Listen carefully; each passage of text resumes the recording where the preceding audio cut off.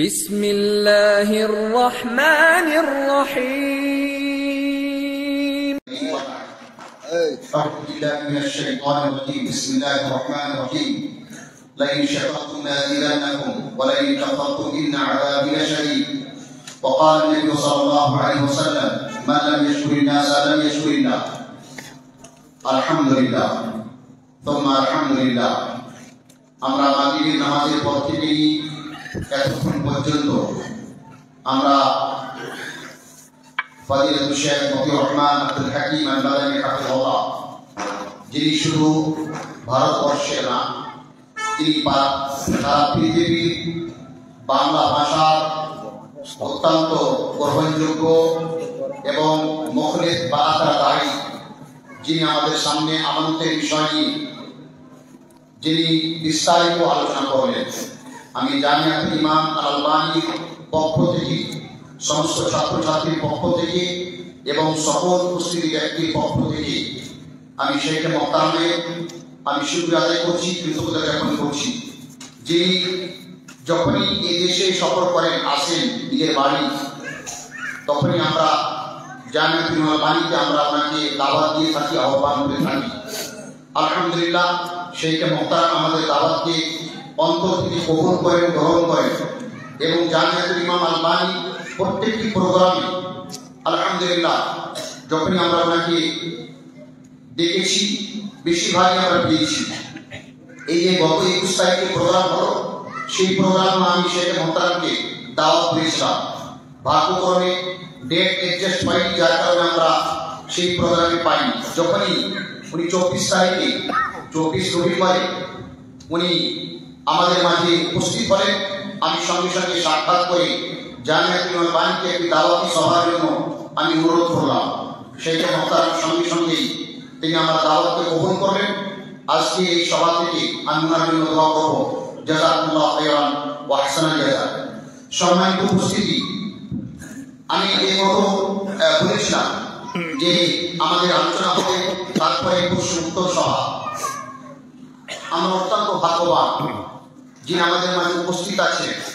শুধু উনি দাঁড়াই না, তিনি আমার মতো অসংখ্য ছাত্র, তিনি হচ্ছেন শিক্ষক এবং জামিয়াতুল ইমাম আল-বুখারী যখন উনি শিক্ষকতা করতেন, যদিও আমরা ছোট ক্লাসে ছিলাম, জামিয়াতুল ইমাম আল-বুখারী তিনি সব থেকে গ্রহণযোগ্য শিক্ষক ছিলেন এবং বড় ছাত্রদের কাছ থেকে শুনতাম যে শেখের নাম করে বলতেন, কেউ যদি কোন ক্লাস শেখের কোন বই পেয়ে যেতেন, যিনার ক্লাস পেয়ে যেতেন যে তিনি কোন বই পড়াবেন, তো সেই ছাত্ররা অত্যন্ত খুশি হতেন।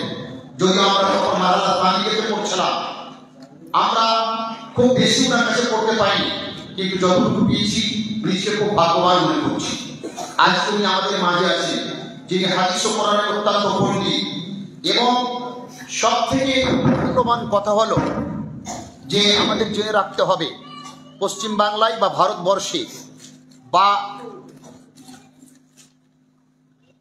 সব থেকে মূল্যবান কথা হলো যে পশ্চিম বাংলায় বা ভারতবর্ষে বা আপনার এই পৃথিবীতে ওলামায়ে কেরামের সংখ্যা কম নেই, কিন্তু আমাদের জেনে রাখতে হবে মানহাজি আলেম, মানহাজি সালাফকে যারা অবলম্বন করে, অনুসরণ করে, এই ধরনের আলেমের সংখ্যা এই পৃথিবীতে অত্যন্ত কম।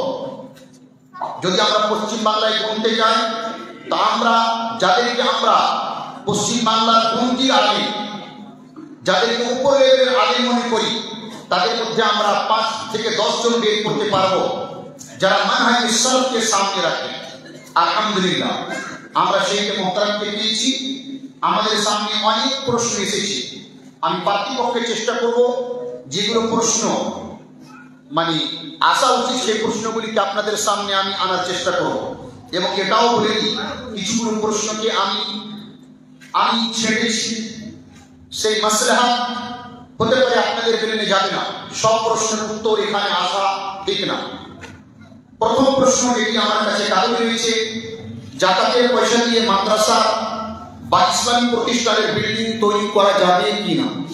যাকাতের পয়সা দিয়ে মাদ্রাসা বা কোনো ইসলামী প্রতিষ্ঠানের বিল্ডিং তৈরি করা যাবে কিনা? এত ডিস্টার্ব কেন তোমাদের? বিসমিল্লাহির রহমানির রহিম আলহামদুলিল্লাহ ওয়াসসালাতু ওয়াসসালামু আলা রাসূলিল্লাহ ওয়া আলা আলিহি ওয়া সাহবিহি আজমাইন ওয়া মাওয়ালা আম্মা বাদ।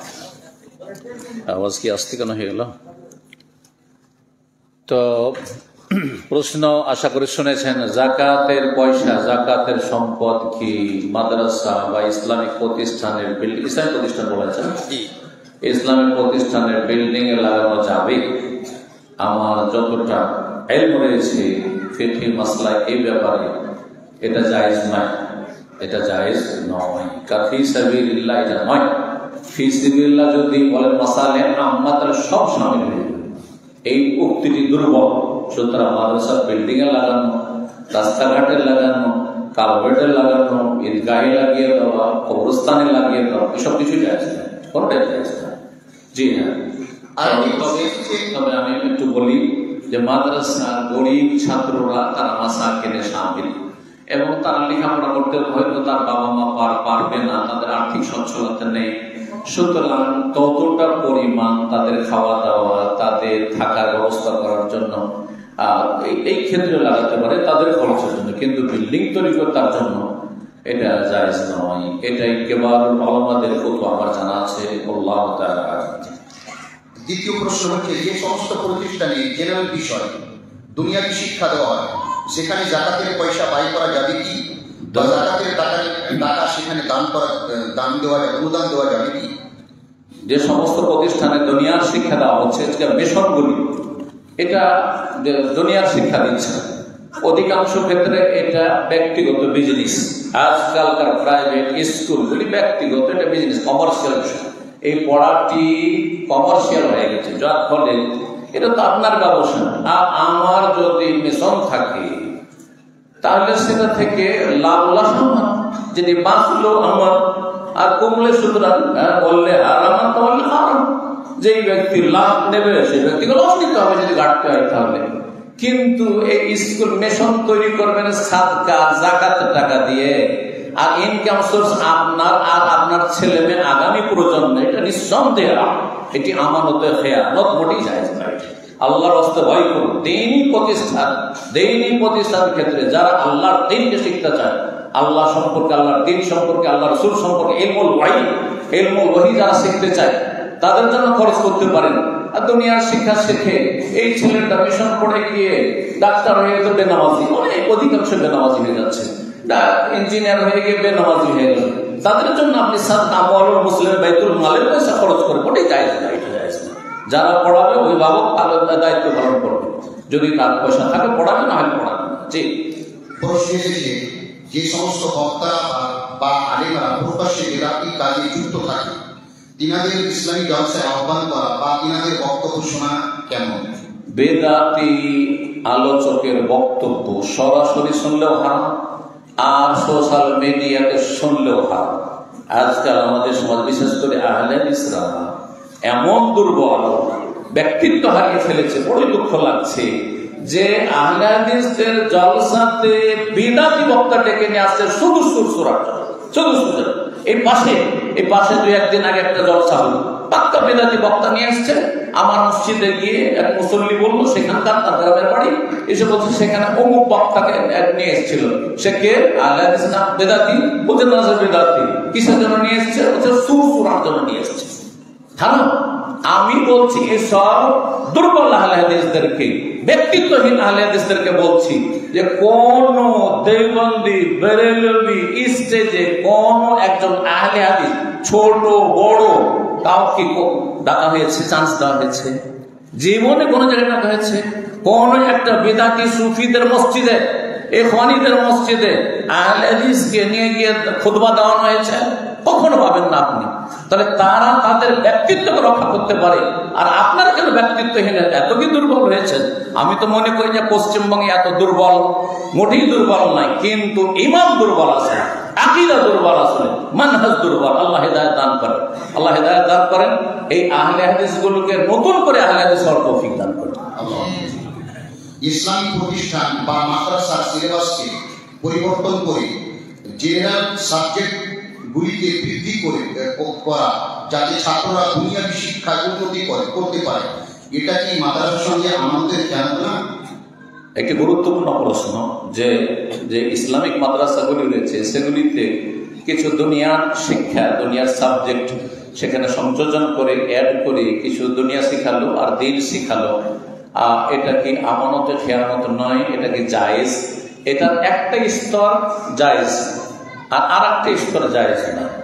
তাহলে একটু ভেঙে বলতে হয়। সেটা হচ্ছে যে প্রাথমিক পর্যায়ে মাদ্রাসার ছাত্রদেরকেও দুনিয়ার কিছু কমন জ্ঞান থাকতে হবে, যেমন ভাষা জ্ঞান থাকতে হবে। পশ্চিমবঙ্গের মালদা ডিস্ট্রিক্টের আলেম মদিনা পড়ে উর্দু দায়ী হয়ে আছে সৌদি আরব। দিনাজপুরও না, কারণ দিনাজপুরে তো আবার উর্দুর আবহাওয়া, যত উত্তরে আসবেন একটু উর্দুর আবহাওয়া বেশি হয়ে যাচ্ছে, তাই না? কিশোরগঞ্জ কাটিহারের কাছাকাছি গেলে তাদের বাড়ি মালদা হোক, একবার এমন নয় যে মালদা মানে বিহারের কাছাকাছি মালদা, একবার মিডিল মালদা, অথবা একবারে এমন এলাকা যে এলাকায় আসলে উর্দুর চর্চাও নেই, তারপরে সেখানে গিয়ে সে উর্দুর দায়ী আর বাংলা 2-4 লাইন তর্জমা করতে পারে না। যদি কোথাও চলে আসে সেকে একটু দেখে দিন, আপনাকে পাঠালাম হোয়াটসঅ্যাপে একটু দেখে দিন। আর বক্তা কিসের? উর্দুর বক্তা। লা ইলাহা ওয়ালা ইলাহা। মাদ্রাসার ছাত্র এমন তৈরি হবে না। মাদ্রাসার ছাত্র যারা বিহারের বলছি, যারা পূর্ণিয়া বাস করো, কাটিহারে বাড়ি, যাদের কিশোরগঞ্জে বাড়ি বা ঝাড়খণ্ডে বাড়ি, তোমার উর্দু ভাষার ভালো দায়ী হওয়ার চেষ্টা করো, ভাষা জ্ঞান অর্জন করো। আর যারা পশ্চিমবঙ্গের ছেলে তারা বাংলায় ভালো ভাষা জ্ঞান অর্জন করো। এটা খুবই জরুরি। আরবির যদি আমি পণ্ডিত হইতাম আর যদি আমি বাংলা আপনাদের সঙ্গে না বলতে পারতাম, তো আপনারা কি আসতেন? কি করতে আসতেন? ঘোড়ার ডিম পেতেন? কি পেতেন? আমার কাছে কিছুই পেতেন না। আমার এলেম আমার মধ্যেই থেকে যেত, ঠিক কিনা? তাহলে ভাষা জ্ঞান অবশ্যই জরুরি। হ্যাঁ, এটা খুবই জরুরি। সুতরাং এইরকম প্রাথমিক ভাষা জ্ঞান, কিছু অঙ্ক জানতে হবে, কিছু সায়েন্স ও দুনিয়াও জানতে হবে, ভৌগোলিক জ্ঞানও থাকতে হবে। ভৌগোলিক জ্ঞান না থাকার কারণে কি করছে জানেন? একজন আলেম মুফতি যদি জিওগ্রাফিয়ার জ্ঞান না রাখে তো ফতোয়া দিতে গিয়ে, আমাদের ওই উর্দুতে একটা কথা আছে, মারে ঘটনা ফুটে স্যার, বুঝা না? ওই রকম ফতোয়া দিচ্ছে 2-4-10 বছর আগে, যখন পানি জাহাজের যুগ কোন কালে চলে গেছে, আমরা যখন ছোট ছিলাম পানি জাহাজের আগে, বলছে ভারত বাংলাদেশ থেকে যারা হজে যাবে তারা ইয়ালামলাম থেকে হেরাম বাঁধবে। কথা বুঝতে পারছে? আশা করি মাদানির তো বুঝে গেছে, অন্যরা জানি না কতটা বুঝছেন। আর অবশ্যই যারা আলেম তালেব এলেম তারা বুঝবেন। এখন ভারত থেকে গেলে ইয়ালামলাম থেকে হেরাম বাঁধবে না অন্য কোন মিকাতে হেরাম বাঁধবে? এর উত্তর দেন। কেউ উত্তর দেবেন? শেখ আতিকুল্লাহ, বড় শেখকে বলছি। হ্যাঁ,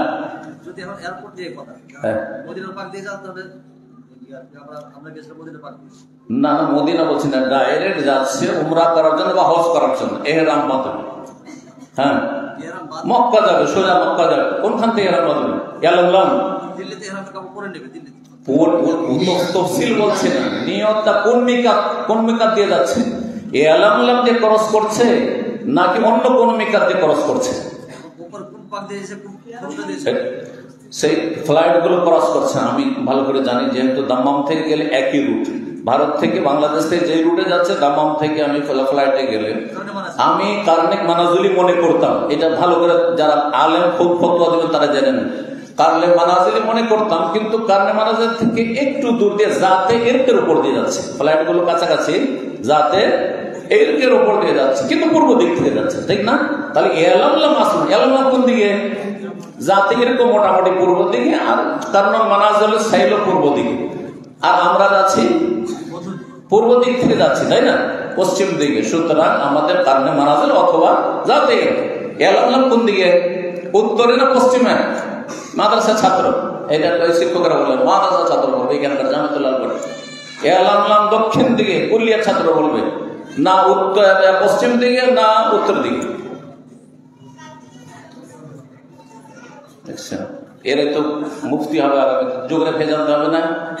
ভারতের শুধু জিওগ্রাফি জানা যথেষ্ট, তাহলে সৌদি আরবের ভূগোল জানতে হবে। হ্যাঁ, কোন দিকে আছে? ইয়ালামলাম দক্ষিণ দিকে না পশ্চিম দিকে? দক্ষিণ দিকে। যখন ভারত মহাসাগর দিয়ে পানি জাহাজ যেত, তারপর ইয়ামানের দিক থেকে গিয়ে জেদ্দার দিকে ঢুকতো, তখন দক্ষিণ দিক থেকে যেহেতু যেত, তখন ইয়ালামলাম সামনে পড়তো। কিন্তু এখন পানি জাহাজের যুগ ওই আদমকালে ছিল, এখন নেই, এখন হচ্ছে প্লেনের যুগ। সুতরাং আপনি কিতাব লিখবেন 2015 সালে 10 সালে, আর লিখবেন যে ভারত বাংলাদেশের ভাইরা বাঙালিরা আপনারা এহরাম বাঁধবেন ইয়ালাম থেকে, হজ প্রশিক্ষণ দিচ্ছেন, বলছি ইয়ালাম তো এহরাম বাঁধ, আপনি যাই মুফতি, ভালো করে শুনুন, আপনাদের ফতোয়া দেওয়াই জায়েজ নাই।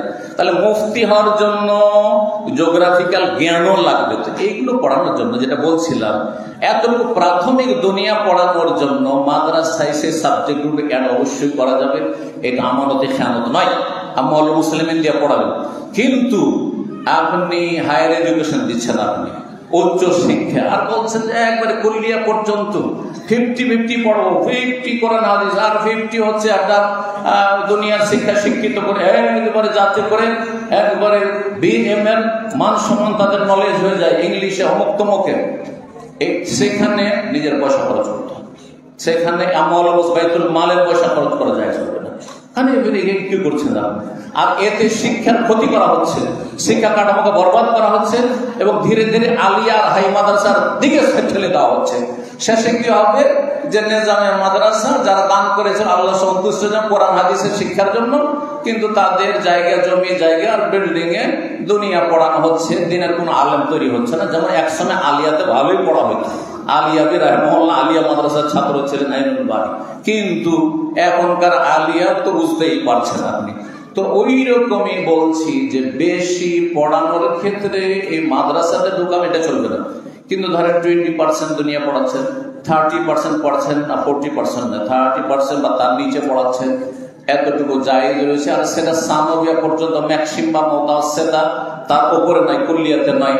যেমন জামে ইসলামিয়াতে আছে, জামে ইসলামিয়াতে মুতাওয়াসসিত, সানবী, এগুলোতে দুনিয়ার শিক্ষা আছে। কিন্তু সৌদি আরবে তারপরে জামিয়াতে গিয়ে আপনি শরিয়া পড়বেন, শরিয়া পড়েন, হাদিস পড়বেন, হাদিস পড়েন। বারাকাল্লাহ।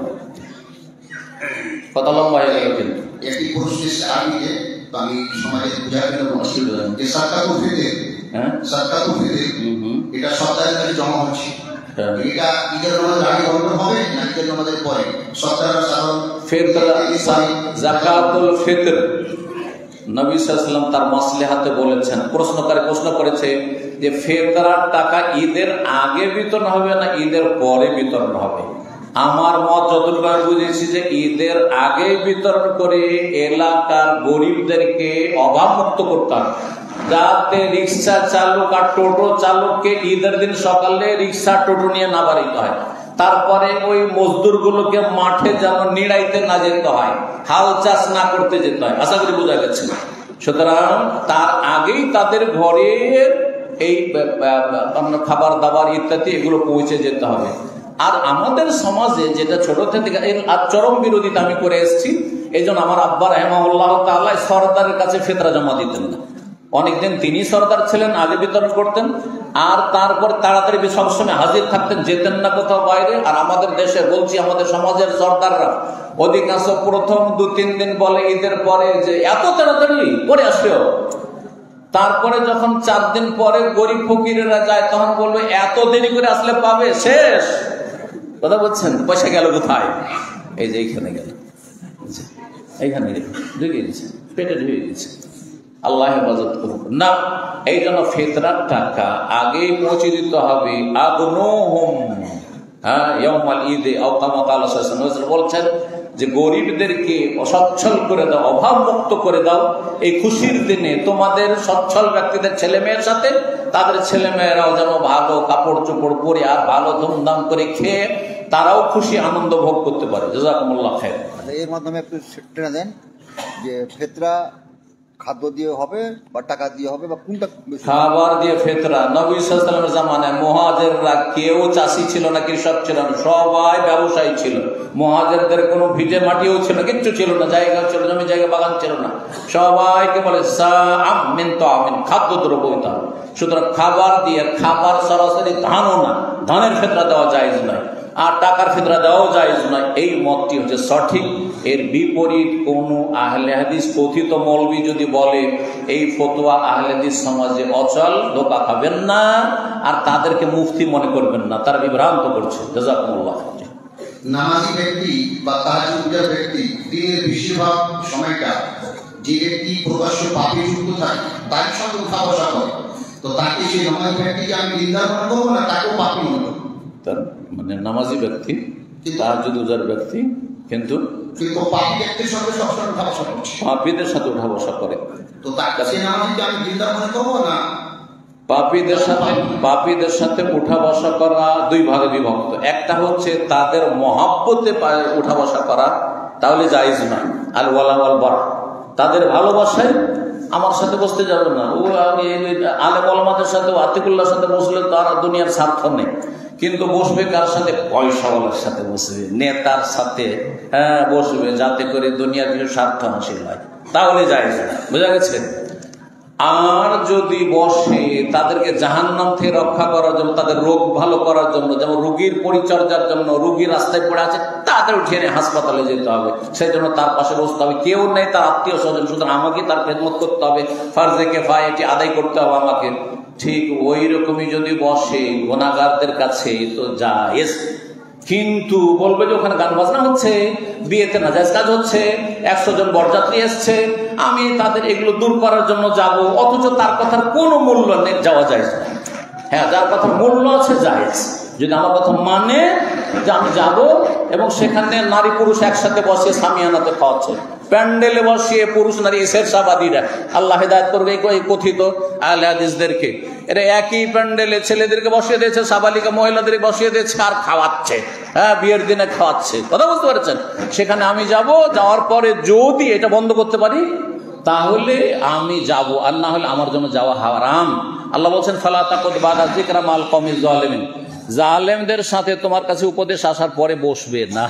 আমি একবার আমার মামার গ্রামে গিয়েছি, দেখি হঠাৎ করে চলে গেছি আমি গাড়ি নিয়ে, আজকে 6-7 বছর আগে, আর আমার সাথে 2-4 জন ভাই বেরাদর আত্মীয় আছে, আর সেখানে গেছি আমার মামার বাড়িতে একটা মামাতো বোনের বিয়ে, আর তারপরে বিয়েটা শেষ হয়েছে, আমাকে পেয়ে তো কি খুশি, আর তারপরে খাওয়া দাওয়ার জন্য আমাকে গিয়ে বসাতে গেছে, তখন দেখি যে কয়েকজন মহিলা এক সাইডে বসে খাওয়াচ্ছে, খাচ্ছে, আর পুরুষরা খাওয়াচ্ছে, বেড়ে দিচ্ছে খাবার দাবার, পুরুষরা দিচ্ছে, আর পুরুষরা এক সাইডে বসে খাচ্ছে, একই প্যান্ডেলে।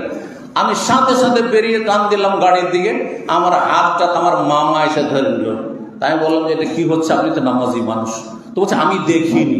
যখন দেখিনি বললো, আর সাথে সাথে মহিলাদের আর মহিলারা বসবে না, আমার না দেখাতে বসে অগোচরে, তখন আমি বসলাম। তাহলে আমি বন্ধ করতে পারলাম, নাহলে আমার জন্য বসা হারাম ছিল, আমি বসতামও না, খেতামও না, চলে আসতাম। এটা আমার আমল, এটা আমার ইমান। এই জন্য আমি বাজে লোকের সাথে বসি না, বাজে লোকের সাথে বসি না, দুনিয়ার সাথে কারোর সাথে বসি না। জি, জাযাকুমুল্লাহ খাইর, এর উপর আমল করার চেষ্টা করব। যাদের এরকম ব্যবস্থা, প্রশ্ন এসেছে, হাদিসে আছে যেই ব্যক্তির খাদ্য হারাম, বস্তু হারাম, তার কোনো দোয়া কবুল হয় না। তো যেই ব্যক্তি হারাম খায়, যেমন নেশাদার দ্রব্য, সুদ ঘুষ খায়, তাদের কি নামাজ কবুল হবে? নামাজ ইবাদত, নামাজ ইবাদত, দোয়া নয়। দোয়া কবুল হয় না আছে, হ্যাঁ, ওমাতামু হারামুন ওমালবাসু হারামুন ওমাশরাবু হারামুন ওয়াগুযিয়া বিল হারাম ফান্না ইউস্তাজাবু লিযালিক। দোয়া কবুলের কথা রয়েছে, দিলের ঢালা ভাবে বক্তা, আহলে বক্তা, আরে নামাজ রোজা হজ জাকাত কিছুই কবুল হয় না, ঢালা ভাবে বলবে, এটা বড়াবড়ি, কিন্তু চরমপন্থা এটা না, ইবাদত কবুল হয়। তার মানে এই কথা বলবেন না যে তুই 10 বছর সুদ খেয়েছিস, তোর নামাজ সব গেল, ক্যান্সেল, আবার কাজা করতে হবে নাকি? 10 বছর ধরে তুই হারাম ব্যবসা করেছিস, সব নামাজ বরবাদ তোর, না না, তোর রোজা সব বরবাদ। হ্যাঁ, হজে যাচ্ছে টাকা, হারাম টাকা নিয়ে, তখন আরেকটি হাদিস আছে, আরেকটি হাদিসে লা লাব্বাইক ওয়ালা সাদিক, আরে তোর লাব্বাইক না সাদিক না, যা, হ্যাঁ তোর হজ কবুল হবে, সেটা ভিন্ন বিষয়। কিন্তু আপনি সেটাকে আম করে দিবেন, সমস্ত ইবাদত দিচ্ছেন না।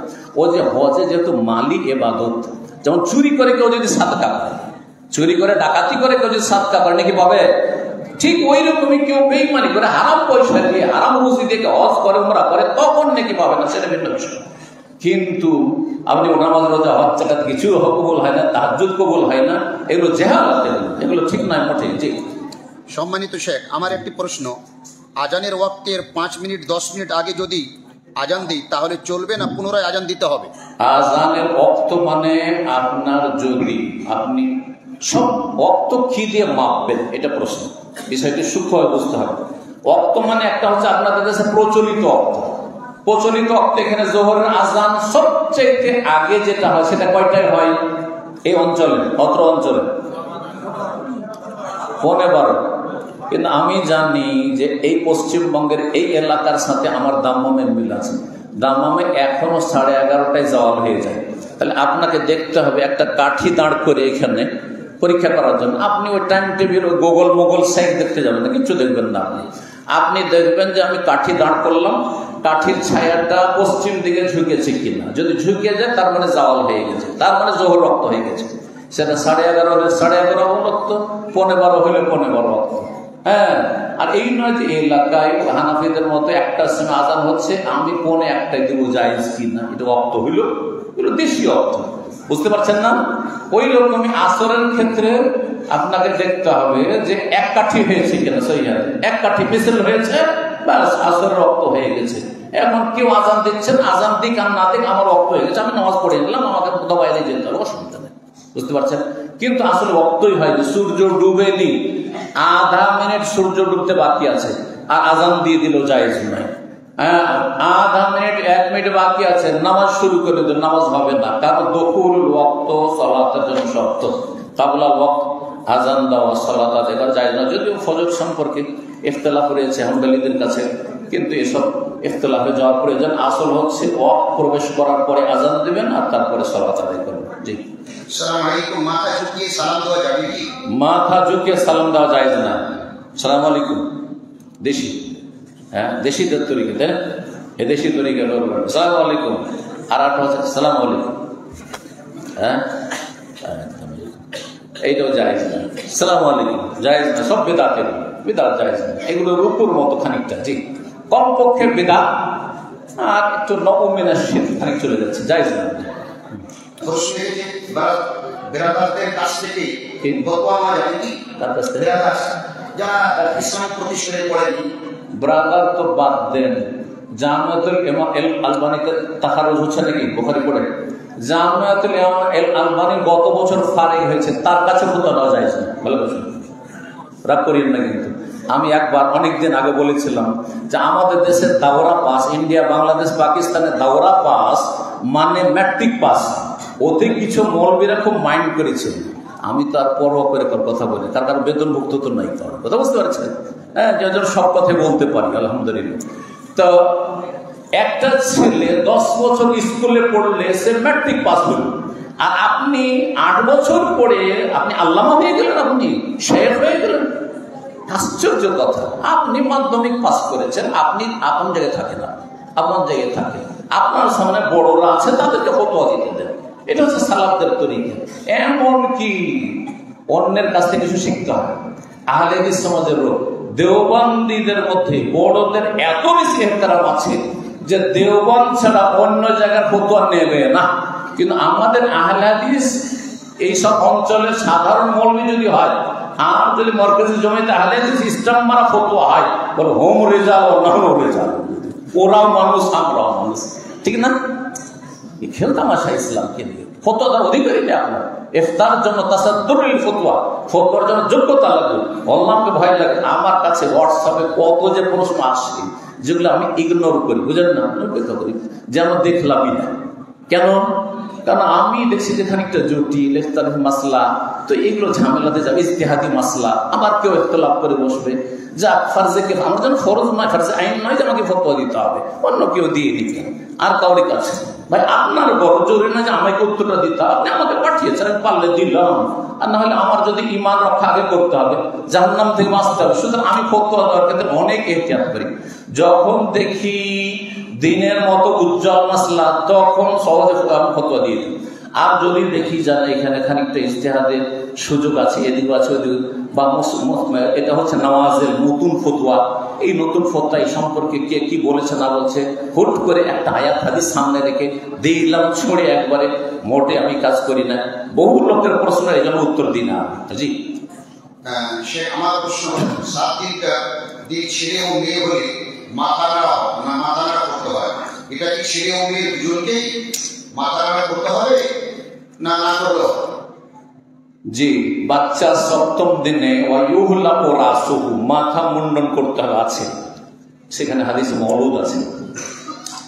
আরব ওলামারা ছোট বড় সবাই প্রাণ, আরব ওলামারা তারা বলছেন যে এটা শুধু ছেলেদের ক্ষেত্রে, মেয়েদের মাথা মুন্ডন ভূমিষ্ঠ হওয়ার পরে চলবেই না। আর তারা দলিলে পেশ করছেন নাহা রাসূল আন তাহলিকাল মারআতু রাসা, মহিলাদের মাথা মুন্ডন করতে নবী সাল্লাল্লাহু আলাইহি ওয়াসাল্লাম নিষেধ করেছেন।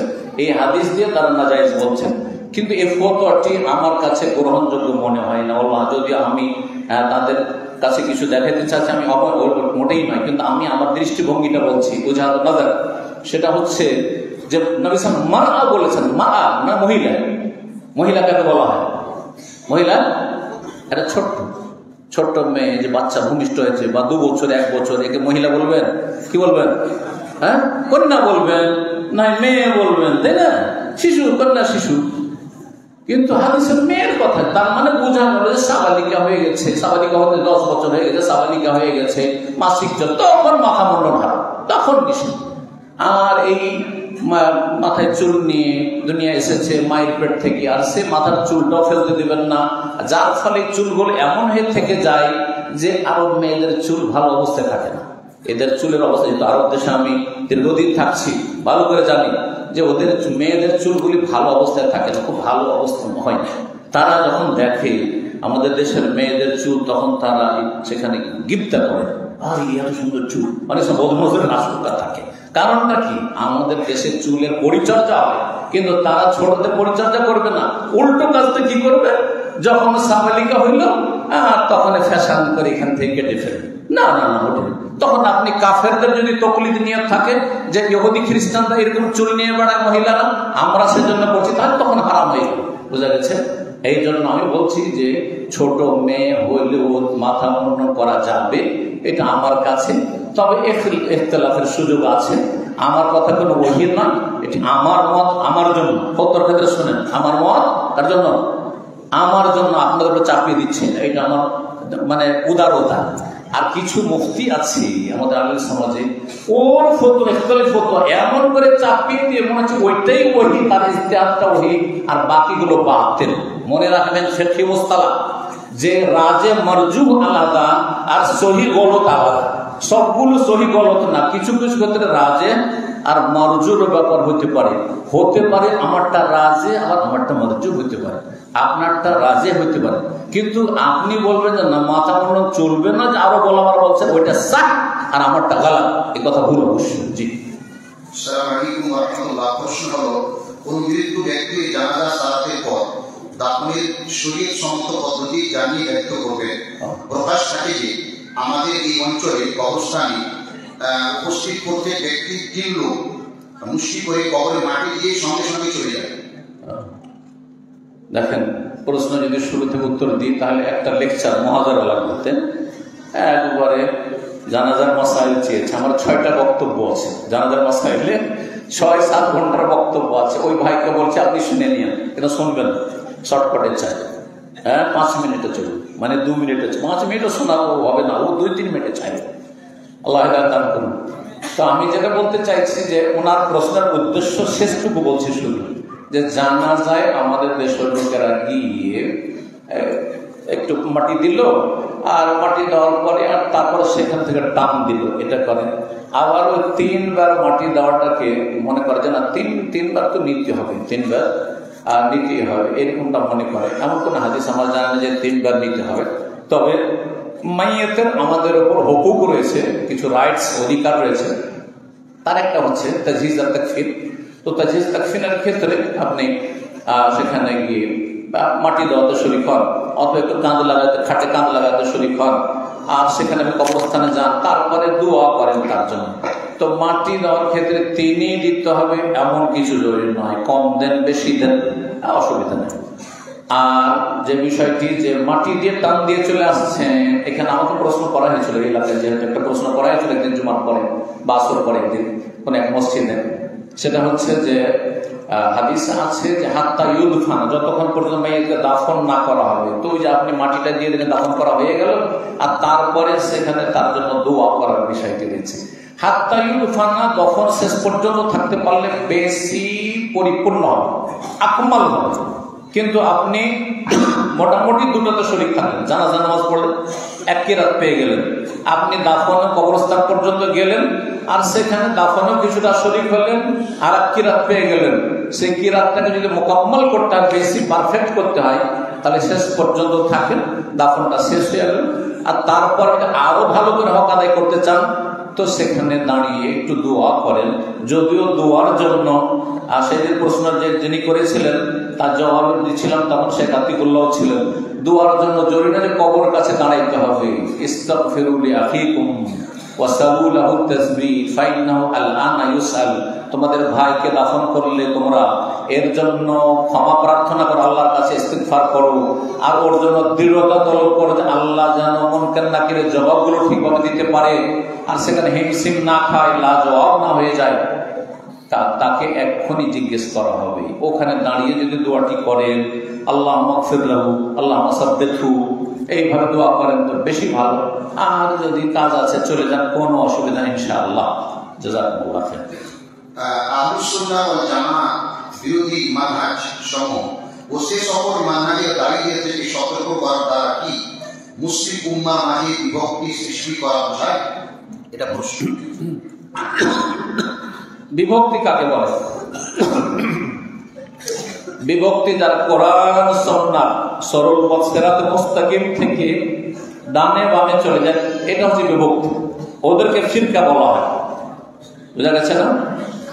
আহলে হাদিসদের মধ্যে যদি সাংগঠনিক দ্বন্দ্ব থাকে দুনিয়ার স্বার্থে, এটা বিভক্তি, এটা হারাম, জায়েজ না। দুনিয়ার স্বার্থে একটি জমিয়তকে কয়েক জমিয়তে পরিণত করেছে, তো এটা জায়েজ না। যথাসাধ্য চেষ্টা করতে হবে মিলে যাওয়ার, উভয় পক্ষ থেকে, একতরফা নয় যে তোমরা আজ দরকার হয় মিলে যাও, আমরা আছি এখানে, এইভাবে কোনোদিন মিল মহব্বত হয় না। তো একটি বিষয় হলো। আর বাকি কথা হলো কি বলছিল, যেটা যে প্রশ্নটা হলো যে আহলুস সুন্নাহ ওয়াল জামাতের বিরোধী যে আলেমরা রয়েছে তাদের ব্যাপারে যে আমরা ইঙ্গিত দিচ্ছি বা কই দিচ্ছি, তো এটা কি সমাজের মধ্যে তাদের বিরুদ্ধে যে আলোচনাগুলি করছি না, এটার নাম বিভক্তি না, বরং এটা গুমরাহি থেকে সতর্ক করা। কোরআনে কারিমে যেমন পজিটিভ আছে, ইতিবাচক আছে, গঠনমূলক কথা, তেমনি নেতিবাচক আছে। বরং কালেমা তাইয়্যিবাতে আগে নেতিবাচক নেগেটিভ লা ইলাহা আছে, তারপরে ইল্লাল্লাহ আছে। বোঝা গেছে না? আগে ক্লিন করতে হবে, তাসফিয়া তাখলিয়া, তারপরে তাহলিয়া করতে হবে, তারপরে সুসজ্জিত করতে হবে। সুতরাং নেগেটিভ অবশ্যই বলতে হবে। নেগেটিভ মানে ঘৃণা ছড়ানো নয়, নেগেটিভ কারো ভুল ধারা মানে সেটা দূরে করে দেওয়া নয়, বিভক্তি নয়, বরং যেমনটা বললাম ঐক্য হবে তাওহীদ সুন্নাতের উপর, সিরাতে মুস্তাকিমের উপর, হাবলুল্লাহ কোরআন সুন্নাহকে মজবুত করে ধরে। আর কোরআন সুন্নাহ বুঝতে হবে সাহাবায়ে কেরামদের বুঝকে সামনে রেখে। তারা কোরআন সুন্নাহর কথা বলে, কিন্তু সাহাবায়ে কেরামদের বুঝটাকে গ্রহণ করে না, যার ফলে তারা বিভ্রান্ত হয়েছে। আশা করি এই কথাটি সবসময় রাখবেন। শেখ আলবানী রাহিমাহুল্লাহ তাআলা সবসময় বলতেন কোরআন হাদিস শুধু নয়, কোরআন হাদিসের সাথে মানহাজুস সালাফ। কেন? কারণ কোরআন হাদিস জঙ্গিরাও কোরআন হাদিসের কথা বলে, সুফিরাও কোরআন হাদিসের কথা বলে, ইখওয়ানি যারা খালেদি তাহারাও ওই কোরআন হাদিসের কথা বলে, মওদুদিবাদীরা কোরআন হাদিসের কথা বলে। কিন্তু কোরআন হাদিসের ব্যাখ্যা প্রবৃত্তির ভিত্তিতে খেয়াল খুশি তাদের মতো করে করে, সাহাবায়ে কেরামদের মতো করে করে না। এই জন্য মানহাজ সালাফকে আঁকড়ে ধরা হচ্ছে ঐক্য। এর বিপরীত যেগুলো আছে সেগুলিতে সতর্ক করা ফরজ। এটিও ফারজে কিফায়া, দাওয়া ইলাল্লাহ অন্তর্ভুক্ত। জি, কিছু মানুষ নিজের ওয়ার্কিং বয়সকে কমিয়ে দিচ্ছে যাতে সরকারি চাকরি পাবে, তো বেশি চাকরি করতে পারে। এটা কি বয়স কমিয়ে দিয়ে বেশি চাকরি করা এই পোশাকে তার জন্য হারাম হবে? আল্লাহ কঠিন প্রশ্ন। হ্যাঁ, এর জন্য একটা ফতোয়া বোর্ড লাগবে। আর এই জামিয়াতুল উলামা আসাতিজা কেরাম রয়েছেন, আর ওনাদের ইনশাআল্লাহ তোমার দারুল ইফতা আছে কিনা, তোমাদের ইসমুল ইফতা আছে, তারা ফতোয়া দেবেন।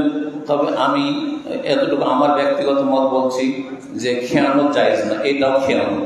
জন্ম হইল 2024 সালে, আর লিখবেন আরো 3 বছর বা 4 বছর পরে 2028 সালে, এটা জায়েজ নয়, এটা জায়েজ নয়। যতটা হারাম করবেন ততটা হারাম হবে।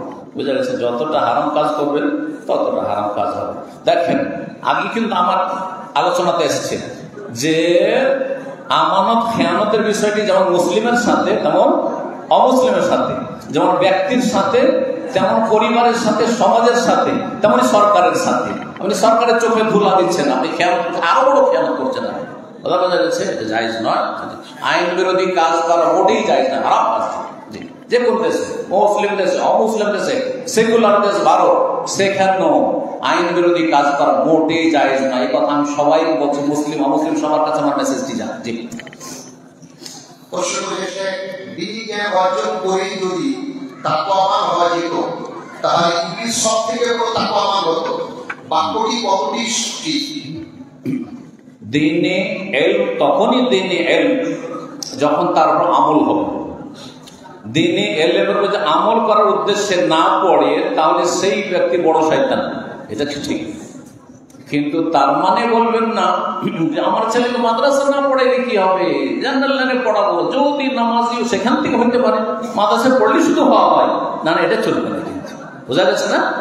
কারণ যদি কম্পেয়ার করে তুলনা করে দেখেন মাদ্রাসার ছাত্রের মধ্যে দোষ ত্রুটি আর গুনাহগারের সংখ্যা আর স্কুল কলেজের গুনাহগারের সংখ্যা, তাহলে অনেক পার্থক্য দেখতে পাবেন, অনেক পার্থক্য দেখতে পাবেন। মাদ্রাসায় শতকরা হয়তো এক দুটো আগাছা পাতান, ধানের মধ্যে পাতান চিটা বেরিয়ে গেছে, কিন্তু স্কুল কলেজে 100টা ছেলের মধ্যে 95টাই হচ্ছে চিটা পাতান, আর ওই 5-5টা হয়তো নামাজি কোন রকম টিকে কিনা তাও সন্দেহ আছে, ঠিক কিনা? সবাই আশা করি একমত হবে। তার এই জন্য এই কথা বলা চলবে না। জি, এই জন্য শুধু এলেম যথেষ্ট না, এলেম ইল্লাল্লাযিনা আমানু, সাথে সাথে আমিলুস সালিহাত।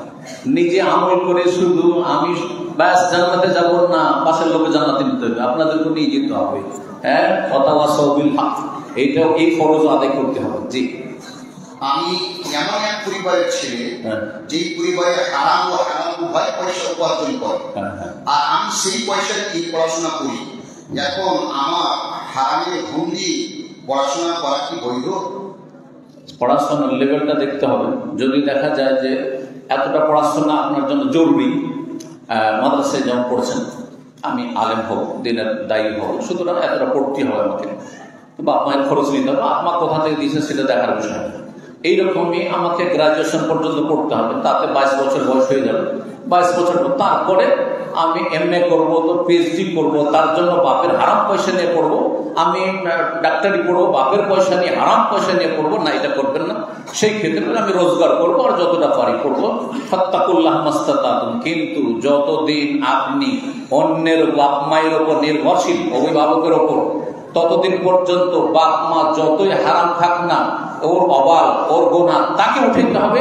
আপনি তার কাছ থেকে যেমন রিজিক নিতে পারবেন, তার পড়ার খরচ, আপনার পড়ার খরচ নিতে পারবেন, সব নিতে পারবেন, কোনো অসুবিধা নেই। স্ত্রী সারা জীবন একজন পুরুষ হারাম রোজগার করতে থাকলো, সুদ খেতে থাকলো, ঘুষ বেঈমানি করতে থাকলো, স্ত্রী সারা জীবন তার কাছে থাকবে, কোনো অসুবিধা নেই। তার জন্য হালাল, স্ত্রীর রিজিক হালাল আর স্বামীর রিজিক হারাম। কেন? স্ত্রীর হক হচ্ছে যে সে তাকে ভরণ পোষণ দেবে, কি কোথা থেকে দিচ্ছে আমার দেখার বিষয় নেই। তবে স্ত্রীর একটি দায়িত্ব যে তাকে নাসিহা করতে থাকবে, সবসময় আল্লাহর ভয়টা থাকতে হবে, ওয়াজ করতে থাকতে হবে, বুঝাইতে আখেরার কথা স্মরণ করাইতে হবে। জি, আমার পড়া মনে থাকে না। জি, আমার পড়া মনে থাকে না। আমার পড়া মনে থাকে না, ছাত্র প্রশিক্ষণ, হ্যাঁ, আমার পড়া মনে থাকে না। হ্যাঁ, হ্যাঁ, আমি কি করে পড়া মনে রাখবো? মানে আমাকে মনে রাখবো। ইমাম শাফিঈ রাহিমাহুল্লাহ, তো সবাই জানো এটা না, শাকাওত ওয়াকিয়ান সুয়াহিরজি ফাওসানি ইলা তারকিল মাসি ইন্নাল ইলমা নূরুম মিনাল্লাহি ওয়া নূরুল্লাহি লা ইউতালিল আস। হ্যাঁ, কে তরজমা করবে? মাদ্রাসার একজন ছাত্র। বলো বেটা। সবাই ক্লান্ত হয়ে গেছেন না?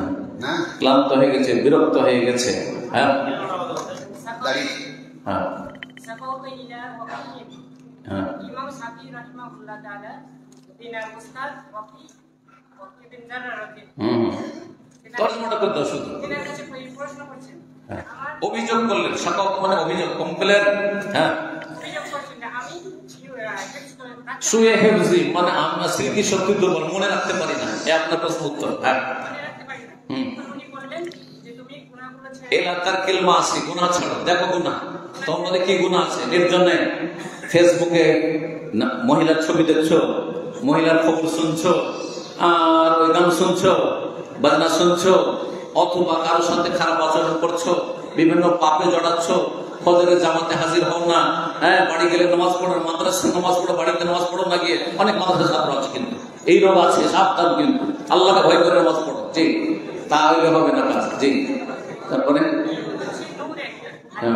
এই নিয়ম হচ্ছে আল্লাহর নূর, নূর নূরুল্লাহ, হ্যাঁ সুতরাং নূরুল্লাহ আল্লাহর জ্যোতি, জ্যোতি কাকে দেবেন?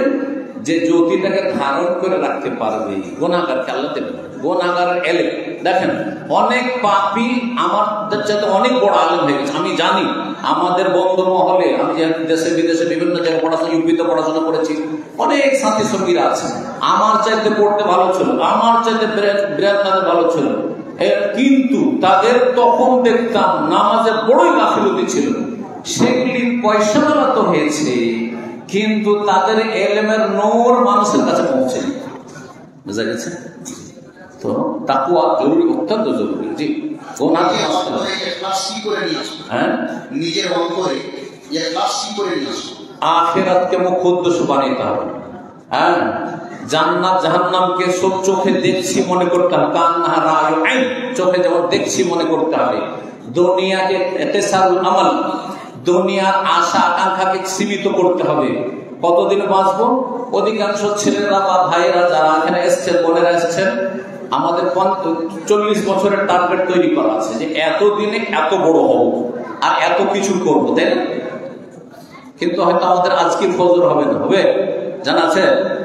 মনে করবেন যে মাগরিব পড়েছি, হতে পারে এশা নসিব হবে না, এশা পড়ে যাচ্ছি, এখন এশা পড়ছি, হয়তো ফজর নসিব হবে না, আজকে মরে যাবো হয়তো। এটা যখন মনে করবেন তখন ইখলাস আসবে না, আখিরাতের জন্য কিছু কাজ করবে, জান্নাতে যাওয়ার জন্য হতে পারে নামাজের আমল শেষ, রোজা শেষ, আর রমজান আসবে না, শেষ রমজান কতটাই ছিল হয়তো, অনেকের হচ্ছে এরকম, আমারও হইতে পারে, আপনারও হইতে পারে। জি, আর গুনাহ থেকে বাঁচবেন, তওবা ইস্তেগফার করবেন, তাহলে দেখা যাবে যে আল্লাহ ইখলাস দেবেন। আল্লাহ তৌফিক দান করুন। এই প্রশ্নের উত্তর চলে আসলো, গুনাহ থেকে বাঁচার সহজ পদ্ধতি কি? জি, ইসলামিক পরিবেশ কি করে গড়া তোলা? ইসলামী পরিবেশ গড়ার জন্য 3টি জায়গা ভালো করা লাগবে। এটা একটা লেকচারের খোলাসা, আমার একটা লেকচারের সার কথা। আল বাইতুল মুসলিম, আল মাদ্রাসাতুল মুসলিমা, আল মুজতামা আল মুসলিম, 3টি জিনিস লাগবে। বাড়িতে গেলে ইসলামী পরিবেশ পেতে হবে। বাড়িতে বাপ বেনামাজ, মা বেহায়া বেপরদা, মাদ্রাসায় পড়াচ্ছে, হবে না? হবে। বাড়িটা ইসলামিক হইতে হবে, ইসলামিক পরিবার। আল মাদ্রাসাতুল মুসলিমা, যেই শিক্ষা অঙ্গন, শিক্ষা অঙ্গনটি ইসলামিক পরিবেশ, সেখানে থাকতে হবে। সেখানে নামাজ স্বেচ্ছায় স্বেচ্ছাধীন, পড়লো না পড়লো না পড়লো চলবে না। হ্যাঁ, এখানে হালাল হারাম বাছাই করে চলতে হবে, ফরজ ওয়াজিব আদায় করতে হবে সেই শিক্ষা প্রতিষ্ঠানে, হারাম নাজায়েজ থেকে বেঁচে থাকতে হবে, ইত্যাদি ইত্যাদি। সার্বিক জীবনে ইসলাম প্রতিষ্ঠা করতে হবে। আপনার স্কুলে গেলে নাজায়েজ কোনো কাজ করা লাগবে না, তাহলে মাদ্রাসাটাও ইসলামিক পরিবেশ হইতে হবে, স্কুলটা। আর আল মুজতামা মুসলিম, অনেকে মাদ্রাসায় পড়ছে, বাড়ি তো মাশাআল্লাহ আলেমের ছেলে, আর তার মাও বড় দিনদার, কিন্তু গ্রামটা এত খারাপ, সে বেনামাজির পাল, সব বদমাইশের পাল, সব বিড়ি করে, সিগারেট করে, সবগুলি হচ্ছে লম্পট সব। হ্যাঁ, তাহলে কি করে ছেলে মানুষ হবে? খারাপ পরিবেশ। আল মুজতামা আল মুসলিম, মুসলিম সোসাইটি হইতে হবে, ইসলামিক সোসাইটি হইতে হবে। এই 3টা যদি ঠিক রাখতে পারেন, তখন আপনার ছেলে মানুষের মতো মানুষ। আর 3টাতে যত ঘাটতি হবে তত মাইনাস হতে থাকবে। জি, আশা করি বুঝতে পারছি।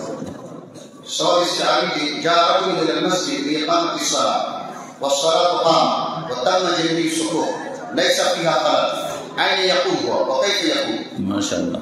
বলছেন প্রশ্ন, একজন লোক আসলো মসজিদে, জামাত শুরু হয়ে গেছে আর কাতার ফুল হয়ে গেছে, ডানে বামে কোনো দিকে জায়গা নেই, এখনো বেচারা দাঁড়াবে কোথায়? একজনকে টানবে, এটা একটি মত। আর একটি মত হচ্ছে যে না, টানবে না, কি করবে? সে একাই দাঁড়িয়ে যাবে। দুটোই মত ফুকাহাদের আছে, মাসলা ইখতিলাফি। এর মধ্যে সহি গলত বলবো না, রাজে আল্লাহু আলাম, একজনকে একটু ইশারা করে টেনে নেবে। যারা এর বিপরীত পত্র দিয়েছেন তারা বলছে যে আপনি যখন টেনে নিলেন ওর নেকি কমিয়ে দিলেন, আগে থেকে পিছনে টেনে নিলে তো নেকি কমিয়ে দিলেন, হ্যাঁ, আর তার দ্বিতীয় ক্ষতি করলেন, তার খুশু নষ্ট করলেন, ওকে ডিস্টার্ব করলেন, হাঁটতে হইলো, একটু পিছনে সরতে হইলো, খুশু নষ্ট করলেন। এই দুটো যুক্তিতে বলছে আপনি একাই দাঁড়িয়ে যান। এর উত্তর হচ্ছে যে তার নেকি কমবে না, কারণ সে মানুষের উপকার করার জন্য পিছনে এসছে, সুতরাং তার নেকি পূর্ণ আল্লাহ দেবেন। আগের কাতারে যতটা থাকলে ততটাই পাবে সে। 2 নম্বর, একটু যে ডিস্টার্ব হইল সেই ঘাটতিটা আল্লাহ পূরণ করে দেবেন, কারণ সেটা মাসলাহাতুস সালাহ, মাসলাহাতুল জামা, মাসলাহাতুস সালাত হয়েছে। সেই জন্য এই মতটিকে আমি প্রাধান্য দিয়ে থাকি। আর যারা বলছেন একাই দাঁড়িয়ে যাবে, সে বলছে সে মাজুর যেহেতু, কিন্তু হাদিসে যেহেতু খুব শক্ত শব্দ এসছে যে যেই ব্যক্তি কাতারের পিছনে একাই নামাজ পড়লো, বললেন যে তুমি আবার নামাজ পড়ো, তোমার নামাজ পুনরায় পড়ো, নামাজ তোমার হয়নি। সুতরাং সতর্কতা অবলম্বন করা ভালো, একাই না দাঁড়িয়ে আপনি একজনকে টেনে নেবেন। আল্লাহ क्या औरतें नमाज जनाजा पढ़ सकती है और क्या वो बिल्कुल दे सकती है? औरत नमाज জানাজা পড় सकती है। মহিলারা কি জানাজা নামাজ পড়তে পারে? যদি মহিলারা কবরস্থানে গিয়ে পড়ে তো জায়েজ না, বুঝলেন না? যেমন আমাদের দেশে কবরস্থানে জানাজা হচ্ছে, হ্যাঁ, কিন্তু যদি পর্দার মধ্যে যখন গোসল টুসুল দেওয়া হয়েছে, কাফন টাফন দেওয়া হয়ে গেছে, আর লাশ রেডি হয়ে গেছে, মেয়েত রেডি হয়ে গেছে, এখন পুরুষরা নিয়ে যাবে কিছুক্ষণ পরে উঠানে আঙিনাতে, সেখানে পড়ে নিল, অথবা ঘরের মধ্যে 2-4-10 জন মহিলা সেখানে পড়ে নিল, সে খাটটাকে সামনে করে, তাহলে জায়েজ ওলামারা বলেছে এটি জায়েজ। কথা বোঝা গেছে না? নবী সাল্লাল্লাহু আলাইহি ওয়াসাল্লাম জানাজা মহিলারা পড়েছেন না পড়েননি? হ্যাঁ, পড়েছেন, জি। তো এটা জায়েজ রয়েছে, কিন্তু যাবে। আর একটা জায়েজ হচ্ছে যে পুরুষদের তাবে হয়ে মসজিদে যদি জানাজা হয়, সৌদি আরবের মতো, সৌদি আরবের মধ্যে জানাজা হয়, কবরস্থানে হয় না। কোথায় হয়? মসজিদ হারাম, মসজিদ নববীতে। আমাদের দাম্মামে 2-3টে মসজিদ আছে জানাজার, 3টে, এত মসজিদ 3টে মসজিদ আছে, ওগুলোতে জানাজা হয়। মহিলা সেকশনে ওইখানে আছে, ওরা জানাজা পড়ছে, আমরা এখানে জানাজা পড়ছি। এইটাও তাবে হয়ে, পুরুষ ইমামের তাবে হয়ে মসজিদে যদি হয়, কবরস্থানে না হয় তো জায়েজ। দুটো অবস্থায় জায়েজ। আর একটা অবস্থায় কবরস্থানে যে সেখানে জানাজা পড়া মহিলাদের জন্য জায়েজ না হয়। ঠিক। আল্লাহ। আমি কলেজে পড়াশোনা করি, শিক্ষক শিক্ষিকা ক্লাসে আসলে তাদের সম্মানটাকে দাঁড়াতে হবে, না দাঁড়ালে অকাজে। এখন আমার করণীয় কি? কলেজে বা স্কুলে যদি ছাত্রকে দাঁড়াইতে হয়, আর সেটি সার্কুলার থাকে, যথাসাধ্য সেটাকে সেটা বেঁচে থাকার চেষ্টা করবে। কিন্তু যদি দেখা যায় যে এখানে মুশকিল আছে, এখানকার আইন সেটাই, সুতরাং ফাত্তাকুল্লাহ মাস্তাতাতুম জায়েজ রয়েছে। কারণ দাঁড়ানোর বিষয়টি, দাঁড়ানো জায়েজ কিনা এই মাসলা ইখতিলাফে রয়েছে। কোন দাঁড়ানো জায়েজ না? লা তাকুমু কামা ইয়াকুমুল আজমিদের মতো দাঁড়ানো, মানে অনারব পার্সিয়ান অগ্নি পূজকরা যেমন দাঁড়াইলো ঝুঁকে, এমন ভাবে দাঁড়াইলো এরকম করে, অথবা এমন ভাবে দাঁড়াইলো যতক্ষণ বসতে না বলবে বসবে না, এটা জায়েজ। কিন্তু যদি কোনো মেহমান এসছে, ধরেন একজন বড় মেহমান এখানে চলে আসলেন, হ্যাঁ, বড়, আর আমি বসে আছি এখানে, আহলেরা কিছু মানে শক্তপন্থী আছে খুতবার ক্ষেত্রে, না হ্যাঁ, না না, এটা বেয়াদবি খানিকটা হয়ে যাচ্ছে। আরব দেশে যদি আমি আমার অফিসে বসে আছি, আমার সাথে জুনিয়রও আছে, কোন আরবিয়ান আছে, আমি যদি বসে বসে সালাম করি, বলছি হাদা ফিকিবির, হ্যাঁ, অহংকার ভরা আছে অন্তরে, বুঝতে পারছেন না? মুতাকাব্বির হাদা, জানেন? সুতরাং এই ক্ষেত্রে অবকাশ আছে এই সালাম ওসাফা করার। অথবা একজন মাজুর মানুষ, একজন দুর্বল বুড়ো মানুষ এসছে ওইখানে, আমি চট করে দাঁড়িয়ে গেলাম, আমি বসেছিলাম, আর দাঁড়িয়ে তাকে উঠিয়ে নিয়ে এসে আমার চেয়ারটা ছেড়ে দিয়ে বসিয়ে দিলাম, জায়েজ, কোনো অসুবিধা, বড় ভালো উস্তাদ। কিন্তু কোন দাঁড়ানো জায়েজ না যে আমি আসলাম আর আপনার বসেছিলেন, সবাই দাঁড়িয়ে গেলেন, না দাঁড়িয়ে গিয়ে বসেন বসেন বলবো, যেমন নেতারা আজকাল করছে, বসেন বসেন, তখন বসবেন, না হইলে বসবেন না, এটা জায়েজ না। আশা করি বুঝতে পেরেছেন। তো যদি স্কুলে এমনটা হাতে দাঁড়াইতে হবে আপনাকে সেখানে পড়ার জন্য জায়েজ, ইনশাআল্লাহ প্রয়োজন হবে। আমার পিতা মুদিখানার দোকানে বিড়ি সিগারেট বিক্রি করে, অনেক বারণ করা সত্ত্বেও শুনে না, এখন আমার করণীয় নাসিহা, উপদেশ দেবেন। আর আপনি যদি তার উপর নির্ভরশীল হন, তাহলে আপনার জন্য এই রিজিক জায়েজ, আর আপনার বাপের জন্য রিজিক হারাম। বাবার রিজিক হারাম, আপনার রিজিক জায়েজ যতদিন আপনি স্বাবলম্বী হননি, কাজের লায়ক হন, কাজের যোগ্য হয়ে যাবেন, তখন আপনি এই রিজিক নেবেন না, নিজে কাজ করে পাবেন। অনেক প্রশ্ন আছে। ক্লান্ত হয়ে গেছে, আমি বুঝতে পারছি। 8টা পার হয়ে গেছে। হ্যাঁ, দেখো, সোয়ারটা শেষ করি। হ্যাঁ, আপনার হাতে। না ছেলেরা যা বলবো বা ভাইরা যা বলবেন, বাইরে থেকে যারা আসছেন তো গরম পানি আছে, ঠান্ডা পানি খেতে লাগবে।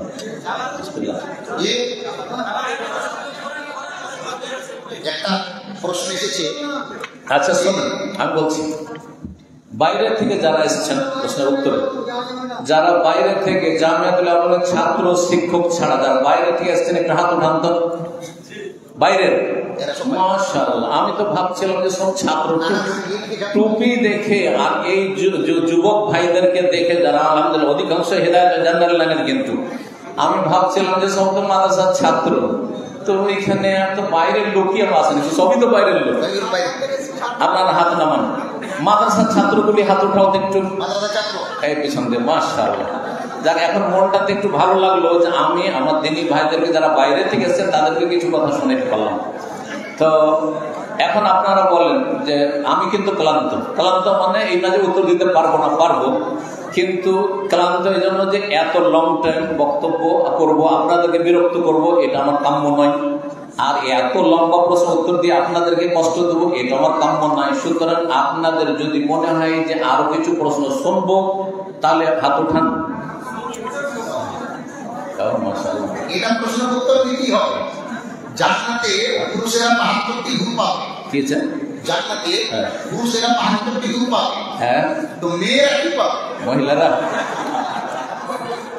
আচ্ছা, দুনিয়াতে একজন দিনদার, পরে উত্তর দিচ্ছি আমি, দুনিয়াতে একটা এলজামি জবাব দিই, তারপর একটা দলিল ভিত্তিক জবাব দিই। আচ্ছা, দুনিয়াতে ভালো করেছেন, দুনিয়াতে কোন নেক মানুষ, যাই এখানে 2-3 স্ত্রীওয়ালা কোনো মানুষ আছে কিনা? আমরা সব মুআহিদিন, কিন্তু আমরা সব তৌহিদবাদী, বুঝলেন? তৌহিদবাদী, এ মৌলানারা বুঝেছে, আলেমরা বুঝেছে, মুআহিদিন।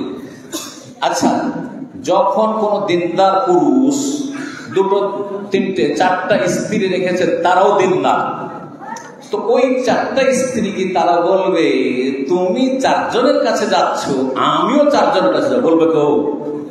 দুনিয়াতে বলেন, অথচ দুনিয়া হচ্ছে কুপ্রবৃত্তির ফিতনার জায়গা। তাহলে জান্নাতে কি করে বলবো এই কথা? আর ওই আকাঙ্ক্ষাই বা কি করে করবে? বুঝা গেছে না? আল্লাহ বলছেন ওয়ালাকুম ফিহা মা তাশতাহি আনফুসুকুম, জান্নাতে যা চাইবে তাই দেওয়া হবে। জান্নাতে পুরুষরা চাইবে নারী, দুনিয়াতে পুরুষদের চাহিদা যদি নাও পারে, আমরা জীবনে পারেও নি, তবু মনটা চায় যদি 4টা হইতো কত না ভালো হইতো, তাই না? ঠিক না? মন চাইবে, এটা পুরুষের স্বভাব। নারীদের স্বভাব, দিনদার নারী ও পুরুষ ফিতনা চাই, ও চাই স্বামীকে পেয়েছি, এই স্বামীর সাথে জীবন কাটাবো, ঠিক না? জান্নাত তো ঠিক ওই রকমই, নিজের স্বামীকে পেয়ে এত সুখী হবে যে তাতে যথেষ্ট। আল্লাহ বাস বাস বাস, আল্লাহ দিবেন, ঠিক না? জি, এটাই হচ্ছে উত্তর। আমি কারোর কাছে টাকা ধার নিয়েছি। হ্যাঁ, আমি কারোর কাছে টাকা ধার নিয়েছি, হ্যাঁ, তাকে অনেক দিন থেকে দিতে পারি, দিতে পারি না, দিতে পারিনি, তাকে পাচ্ছি না। পার্থক্য আছে, পারিনি না পারি না। পারিনি, পারিনি মানে আর্থিক অভাবে পারেনি। আর্থিক অভাবে আবার যদি দিচ্ছি, ঢিলাম ঢিলি। হ্যাঁ, আমাদের দেশের স্বভাব কি জানেন? টাকা ধার নেওয়ার পরে ভাবে যে চাইলে দেখা যাবে, না চাইলে দেব না, না চাইলে দেব না। আমাদের এক ছাত্র দাম্মামে আর এক ছাত্র তার কাছে ধার চেয়েছে, সব দাড়িওয়ালা, 2টো দাড়িওয়ালা, আমি বিনা দাড়িওয়ালার কথা বলছি, মানে প্র্যাকটিসিং মুসলিম, তার খানিকটা ধার্মিক, অনেকটা ধার্মিক, হ্যাঁ, সহি আকীদা মানহাজে। তো বলছে ভাই, শাইখের কাছ থেকে তো শুনেছি যে কোরআনে সবচেয়ে বড় আয়াত হচ্ছে কিসের? ফাকতুবু, লেখাপড়া। ধার দিবে, ধার নিবে তো লেখাপড়া করে না। তা আপনি আমার কাছ থেকে তো আপনি 2-3 হাজার রিয়াল ধার নিচ্ছেন, তো একটু লিখে একটু সাইন করে দেন আপনার একামা ফটোকপিতে। তো বলছে বিশ্বাস করেন না আমাকে? আপনি আমাকে বিশ্বাস করেন না আপনি? হ্যাঁ, আমি কি বেঈমানি করবো? আউযু বিল্লাহ। তাহলে আপনি কি কোরআনের আমল করতে চান না?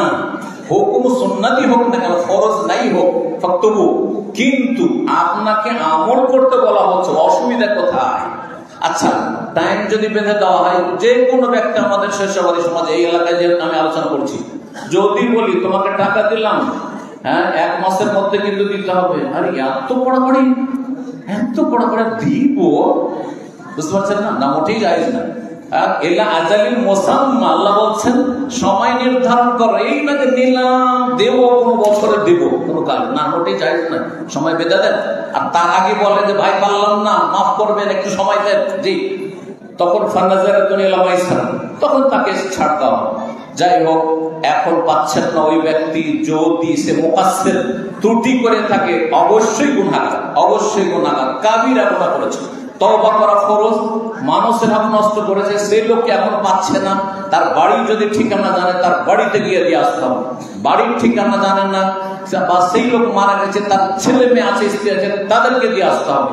সেটাও যদি হদিস না পায়, জানেই না যে তার কোথায় বাড়ি, তাহলে ওলামারা বলেছেন তাখাল্লুসের জন্য, মুক্তি লাভের জন্য, আল্লাহর সন্তুষ্টির জন্য, যে আল্লাহ যেন তাকে মাফ করে দেয়, তার সওয়াবের আশায় দান করে দিন, আল্লাহ আমাকে মাফ করো, আর এই নেকিটা যেন সে পায়, দান করে দিলাম। জি, এটা শেষ সমাধান, কিন্তু এটা এত সহজে নয়। জি, আরেকটি প্রশ্ন করেছেন, نحن نرى في العصر الحاضر بعض الخطباء الذين يخطبون في الحفلة وينصحون الناس ونعدهم من أهل الحديث، ما ذلك هم يقولون في أثناء الخطبة من الممكن أن تطلع الشمس من المغرب، لكن لا يكون قولي خطأ.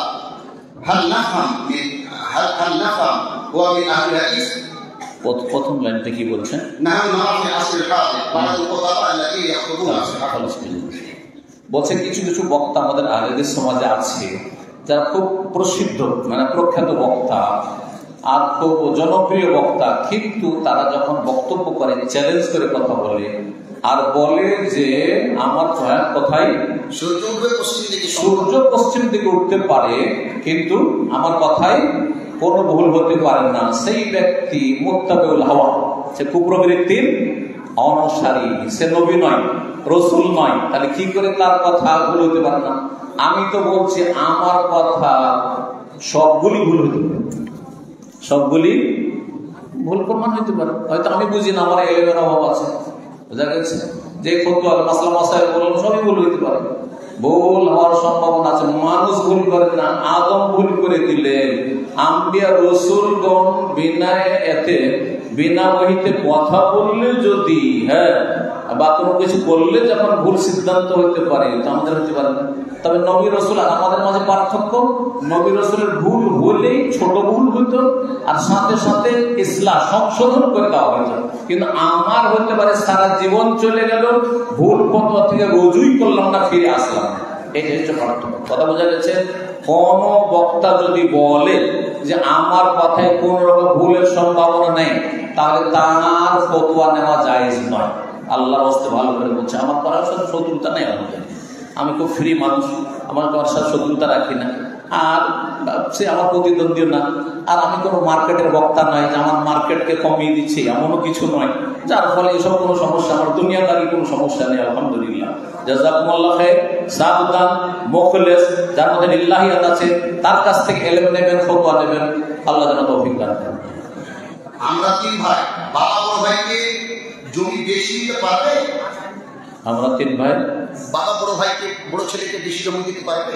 বড় ভাইকে যদি বেশি জমি দিতে হয়, তাহলে প্রথম কথা, যদি বড় ভাই, আমাদের দেশে তো মানে পারিবারিক যে পরিকাঠামোটা, সেটা তো অন্যরকম, আসলে ইসলামী শরিয়া ভিত্তিক নয়। বড় ভাই 20 বছর ধরে সংসারে কাজ করেছে, একটা পয়সাও সে নিজে পকেটে রাখতে পারেনি, সব ওই বাপের খাতায় গেছে, মায়ের খাতায় গিয়েছে, যা ইনকাম করেছে বাপ মায়ের নামে। তাহলে এতদিন যে ইনকাম করলো, সে বাইরে ইনকাম করলে কিছু করতে পারতো না। তো বাবা বলবে যে বড় ভাই, বড় ছেলে যেহেতু এতদিন ধরে সংসারে কাজ করেছে, তার যদি সে ইনকাম করতো, অনেক টাকা করতো, সুতরাং তাকে আগে তার পারিশ্রমিক হিসাবে, সংসারের অবদান হিসাবে এতটা দিয়ে, তারপরে বাকি জীবদ্দশায় লিখে দেবে, এটা আতিয়া নয়, এটা হচ্ছে তার পারিশ্রমিক, এইভাবে দিতে পারে। আর একটা হচ্ছে যদি এমনটা না হয়, কিন্তু দেখা যাচ্ছে যে হয়তো সে এগিয়ে যেতে পারেন, আর্থিক দিক থেকে দুর্বল, আর বাকি অন্যরা শিক্ষিত হয়েছে, চাকরি বাকরি বা ব্যবসা বাণিজ্য করে সুখী আছে, একটা ছেলেকে কম, একটা ছেলেকে বেশি দিতে চায়, তাহলে অনুমতি ক্রমে দেবে। ইস্তিজান যদি করেন, অনুমতি নিয়ে নেয়, যেমন আমার কাছে যদি অনুমতি নিয়ে নেয়, আমার আব্বা আম্মা, যে ওদেরকে একটু বেশি দেবো, যে তোমার কাছে একটু বেশি আছে ওদের কাছে কম আছে, যাই আছে আমার অনুমতি দিলে কোনো আমি পুরোটাই দিয়ে দিতে পারি, যে আমি আমার ভাগ আমি নেব না, যাই আছে কোনো অসুবিধা নেই। কথা বোঝা গেছে? কিন্তু আমার মতের বিপক্ষে আমাকে দেবেন না, আমি সচ্ছল, সেজন্য এটা চলবে না। ইত্তাকুল্লাহ ওয়া আদিলু বাইনা আওলাদিকুম। চুল দাড়ি সাদা রাখা কি ইহুদি খ্রিস্টানদের আলাদা? আসলে আমি মনে করি প্রশ্নটা এই জন্য করেছেন, কিছু আগে বলেছেন যে চুল দাড়ি সাদা রাখা, যাদের চুল দাড়ি পেকে যাচ্ছে তার যদি সাদা অবস্থায় ছেড়ে দেয়, এটা ইহুদি খ্রিস্টানদের আলাদা। দলিল ওকে বলেন যে দলিল, আমার তো জানা নাই কোনো দলিল যে সাদা দাড়ি রাখা যাবে না, একটি দলিল দেখাইতে হবে। আজ পর্যন্ত আমি জানি না, বা আমার তো ওলামায়ে কেরাম আছেন, যদি কোনো দলিল জানা থাকে আফিদুনি আফাদাকুমুল্লাহ, আমাকে বলুন, আমি আজকে আমার অজ্ঞতা দূর করে নেব, কিন্তু কোনো দলিল নাই। এই জন্য এই মাসলার তাহকিক হচ্ছে যে চুল, পাকা চুল বা পাকা দাড়িকে খেজাব লাগানো, রঙানো মুস্তাহাব, ব্যাস, এর বেশি নয়, ওয়াজিব না, ফরজ না, কিছুই না, মুস্তাহাব করলে ভালো। হ্যাঁ, আর যদি কেউ সাদাতে রেখে দেয় জায়েজ, তাতে কোনো অসুবিধা নেই। যদি কেউ রঙায়, দুই রং জায়েজ রয়েছে, একটি হচ্ছে শুধু মেহেদি দিয়ে, যেটা লালের দিকে যাবে পুরোপুরি, আরেকটি হচ্ছে মেহেদি হেন্না এবং কাতাম মিলিয়ে। হাদিস সুনানে নাসাইতে রয়েছে, ইন্না আহসানা মা গায়্যারতুম বিহি শাই আল হেন্না ওয়াল কাতাম, সবচেয়ে ভালো আহসানা, আরবি মাদ্রাসার ছাত্ররা ভালো করে ইসিম তাফসীর, আহসানা মা গায়্যারতুম বিহি শাই, যদি সাদা চুলকে তোমরা পরিবর্তন করতে চাও, চেঞ্জ করতে চাও, রং বদলাতে চাও, সবচেয়ে ভালো হচ্ছে দুটোর মিক্স করবে। একটা হচ্ছে হেন্না মানে মেহেদি, আরেকটি হচ্ছে কাতাম, এক ধরনের ঘাস, যেটাতে ব্যাখ্যা যারা করেছেন সারেহীন তারা বলেছেন, ভাষ্যকারগণ, সেটা হচ্ছে কালোর দিকে নিয়ে যায়। দুটোর সংমিশ্রণে সেটা কি হবে? আসওয়াদ মাইল ইলাল হুমরা, লাল এবং কালোর সংমিশ্রণ হবে, ব্রাউন হবে। জি, আমি একসময় প্রথম দিকে একটু অল্প, আমার তো বেশি দিন রঙানো শুরু হয়নি, আমি শুধু খেজাব হেন্না লাগিয়েছিলাম। দেখলাম যে সেটাতে যেগুলো কালো আছে, আমার অনেক কালো এই সাইডে আছে, এই সাইডে কিন্তু কালো গুলো হয়ে যাচ্ছে কি সব, ওগুলো তো লাল করে দিচ্ছে, আমাকে কালো তো লাল করতে বলা হয়নি। তো আর তারপর এই হাদিসটি যখন আসলো যে শুধু হেন্না মেহেদির চাইতে দুটোর সংমিশ্রণ বেশি আহসান, তো আমার তাহকিকে আর অনেকে লিখেছেন, আপনারা দেখবেন ফতোয়াটি, যে দুটো মিক্স করে যদি ব্রাউন করে এটা বেশি উত্তম। আর কালো জায়েজ নয়, কালো জায়েজ একেবারে কালো করে দেবে যুবকের মতো, এটা জায়েজ নয়। আল্লাহ তাআলা জি। আর হুকুম হচ্ছে সুন্নাত মুস্তাহাব। মসজিদের পাশে এক মহিলা বসবাস করে, তিনি জুমার নামাজ মসজিদের জামাতের সাথে পড়তে চান, কিন্তু মসজিদে মহিলাদের নামাজ পড়ার কোনো ব্যবস্থা নেই, তাই তিনি বাড়িতেই বসে জুমার খুতবা শুনেন এবং জামাতের সঙ্গে নামাজ আদায় করেন। তিনি কি এরকম করতে পারেন বাড়িতে? দুটো শর্তের সাথে করতে পারেন। মসজিদের ইমামের তাকবীরাত শুনতে পাচ্ছেন, এক। দুই নম্বর হচ্ছে মসজিদের সাথে তার বাড়ি লাগানো আছে, সেটে আছে, হ্যাঁ, দেওয়ালের সাথে দেওয়াল সেটে আছে, এই মসজিদের সাথে ওর বাড়ি যদি হয়, কিন্তু মাঝখানে বড় রাস্তা আছে, অথবা আরো দু একটা বাড়ি আছে, অথবা আরো স্কুলের বিল্ডিং, মাদ্রাসার বিল্ডিং আছে, তারপরে বাড়ি, কিন্তু মাইকের আওয়াজ শোনা যাচ্ছে, আর শুধু আওয়াজ শুনে ইক্তেদা করা যায় না, বিচ্ছিন্ন কাতারে সালাত আদায় করা যায় না। শেয়ার মার্কেটে ব্যবসা করা যায় না? শেয়ার মার্কেট ব্যাপক মাসলা, আল্লাহ তাআলা ব্যাপক মাসলায় আমি যাচ্ছি না, ফিকি মাসলা খুব ইফতা বোর্ডের জন্য রেখে দিচ্ছি। হালাল হলে হালাল, যদি তার কন্ডিশনগুলো শর্তগুলো ঠিক থাকে, আর যদি দেখা যায় যে তাতে হারামের বিভিন্ন দিক আছে, যে দিকগুলি বৈধ ব্যবসা বাণিজ্যের ক্ষেত্রে যে কওয়ায়েদগুলি রয়েছে, কওয়ায়েদুল নীতিমালা, সেগুলিতে হারামের আওতাভুক্ত হয় না হারাম। কেউ যদি 3 দিনের বেশি ঝগড়া করে কথা না বলে তো কি হবে? 3 দিনের বেশি কোন মুসলিম আর এক মুসলিমের সাথে যদি কথা না বলে, তাহলে সেই ব্যক্তি গুনাহগার, সেই ব্যক্তি বা উভয় ব্যক্তি গুনাহগার। এবং সহিহ হাদিস, যখন ফেরেশতারা তাদের ওই দুইজন যে ঝগড়া করেছে আর কথা বলছে না, দেখা অথচ কথা বলার সুযোগ আছে, দেখা সাক্ষাৎ হচ্ছে, এই একদিকে রাস্তা টান দিচ্ছে, ওইদিকে টান দিচ্ছে, দেখলে এইরকম যদি হয়, তাহলে আমলগুলি যখন নামাজ রোজা ইবাদত বন্দেগীর আমল উপরে ফেরেশতারা নিয়ে যাচ্ছে, তখন আল্লাহ বলেন না না না না না না, ওপরে নিয়ে আসা হবে না, ওদের আমল নিয়ে না। আনজেরু হাযাইনি, হাদিসটি ভালো করে শোনেন, কারণ আমাদের সম্পর্কের অবস্থা খুবই খারাপ দুনিয়ার তুচ্ছ স্বার্থের জন্য। মনগুলি আমাদের খুব ছোট হয়ে গেছে, সংকীর্ণ হয়ে গেছে আমাদের সমাজে। একটুতেই ঝগড়া, একটুতেই গন্ডগোল, একটুতেই সুন্নত নিয়ে ঝগড়া করে আর কথা বলে, এটা অথচ সুন্নত না করলে চলবে। তো বলছেন নবী সাল্লাল্লাহু আলাইহি ওয়াসাল্লাম আনজিরু হাযাইন, এই দুইজনকে সময় দাও, হাত্তা ইয়াস্তালিহা, যতদিন তারা মীমাংসা না করবে। মীমাংসা না করলে তাদের আমল ওপরে নিয়ে আসিও না আমার কাছে। সুবহানাল্লাহ, আমল কবুল হবে না, সাবধান আল্লাহর রাস্তে। তাহলে কি করতে হবে? আপনাকে আপন জায়গাকে চেষ্টা করতে হবে, সবচেয়ে সর্বনিম্ন চেষ্টা। ও কথা বলে না, আপনি ওখান থেকে আসসালামু আলাইকুম বলেন, আসসালামু আলাইকুম।